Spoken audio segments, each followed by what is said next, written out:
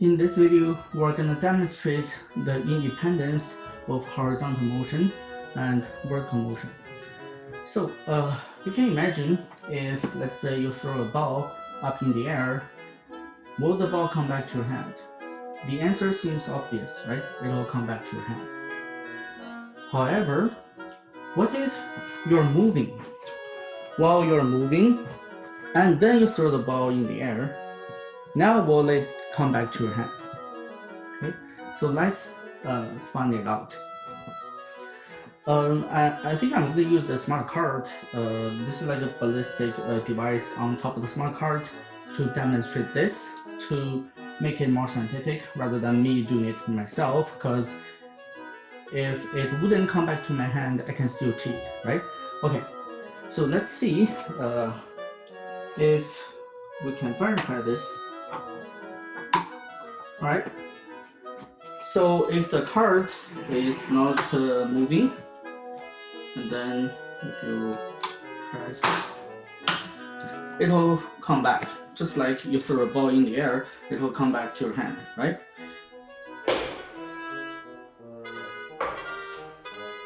Now, let's see if we move the card and somewhere along the way, it shoots up the ball, will it come back to the ballistic device? All right.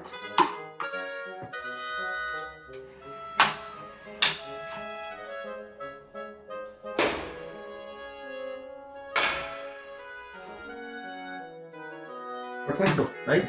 It does come back to the cart. So this is a perfect example that goes to show us the horizontal motion and the vertical motion are independent from each other. So even though in the vertical direction the ball is going up and down, it feels like it's doing more things, so it should fall behind the cart. But in the horizontal direction, they have the same motion. In fact, it's uniform motion, which means they are moving at a constant speed.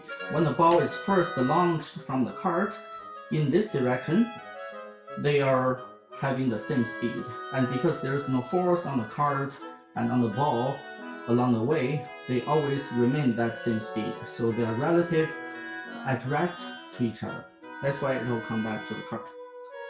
And now, let's look at another situation. Now, I attach the smart cart to the end stop with a spring. So the spring is pulling the cart this way, and then I'm going to push it, and somewhere along the way, the ball will be shoot up. And let's see if the ball is still able to come back to the ballistic cart.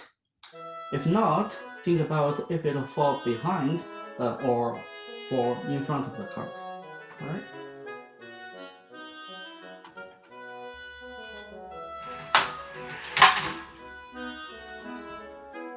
So pretty much as you expected, right? The ball falls in front of the cart because intuitively you can tell that the spring is pulling the cart backwards, right? While the ball is still going forward.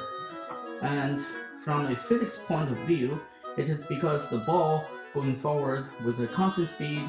However, the cart is decelerating due to this spring force.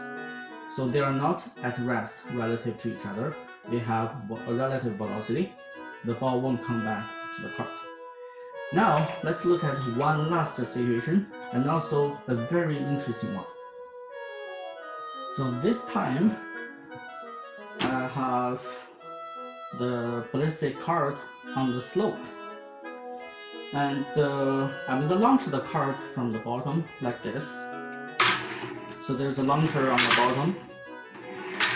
And somewhere along the way, I'm going to have the cart shoot out the ball. Will the ball still be able to come back or not? Think about it. Let's do this.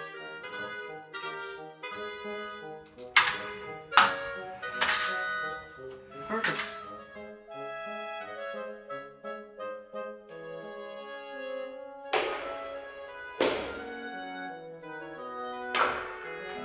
So it does come back.